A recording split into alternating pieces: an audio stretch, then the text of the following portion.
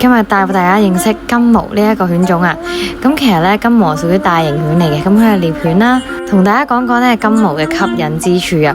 咁其實咧，本身金毛仔咧佢嘅性格咧係好溫順嘅，比較少發脾氣嘅，係一隻老老實實嘅狗啊。同埋咧，佢哋咧都好中意笑嘅狗嘅仔啦。另外咧，金毛仔咧佢嘅智商咧都係非常之高噶。喺世界犬種嘅智商入邊咧，其實咧佢係排名第4嘅喎。所以其實咧，你 train 佢任何一啲簡單嘅動作咧，其實好快就學得識噶啦。養狗仔咧，其實咧會好擔心啊，隻狗仔咧會唔會平時唔中意食嘢啊，胃口成日唔好啊？金毛啊，大部分99% 都冇乜呢啲問題嘅，隻隻咧金毛都好為食，基本上咧你擺個糧兜落去，哇，1分鐘同你清晒。